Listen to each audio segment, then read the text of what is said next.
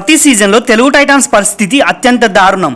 ఎందుకంటే టీంలో ఒకే ఒక్క స్టార్ రైడర్ ఉంటాడు. అతను అవుట్ అయితే చాలు టీం ఆల్అౌట్ అయిపోతుంది. కానీ ప్రో కబడ్డీ సీజన్ 11 లో మాత్రం తెలుగు టైటాన్స్ ఆట తీరు మారిపోయింది. ఇదంతా పవన్ షెరావత్ వల్లే అనుకుంటే మీరు పొరపడ్డట్టే. అలా అని పవన్ ఏం చేయలేదా అంటే చేశాడు, కానీ క్రెడిట్స్ మొత్తం పవన్ కి ఇవ్వలేమంటున్నా.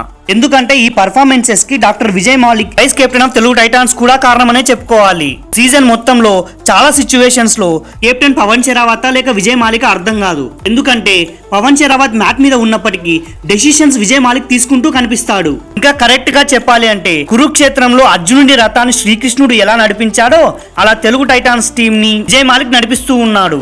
ఎస్పెషల్ గా లాస్ట్ 2 మ్యాచెస్ లో డాక్టర్ విజయ్ మాలిక్ పర్ఫార్మెన్స్ చాలా అద్భుతంగా ఉంది. ఇంకా పర్టికులర్ గా చెప్పాలి అంటే యూపీ యోధాస్ మ్యాచ్ లో పవన్ షెరావత్ గాయంతో వెళ్లిపోయాక టీం ని ఎంతో అద్భుతంగా లీడ్ చేశాడు. ఎవ్వరూ తనకు సరైన సహకారం అందించకపోయినా 15 రైట్ పాయింట్లు సాధించి అద్భుతంగా పోరాడాడు. ఇలాంటి విజయ్ మాలిక్ గురించి ఎంత చెప్పినా తక్కువే. ఒక సిచ్యువేషన్ లో అతడు కూల్ కెప్టెన్సీ చూస్తుంటే former Indian kabaddi team captain Anup Kumar గుర్తొస్తున్నాడు. అయితే నిజానికి Vijay Malik PKL entry season 5 లోనే పాట్నా పైరేట్స్ తరపున జరిగింది. ఆ సీజన్ లో 19 మ్యాచ్లు ఆడి 64 పాయింట్లు మాత్రమే సాధించడం జరిగింది. సీజన్ 6 లో కూడా పాట్నా పైరేట్స్ తరపునే ఆడడం జరిగింది.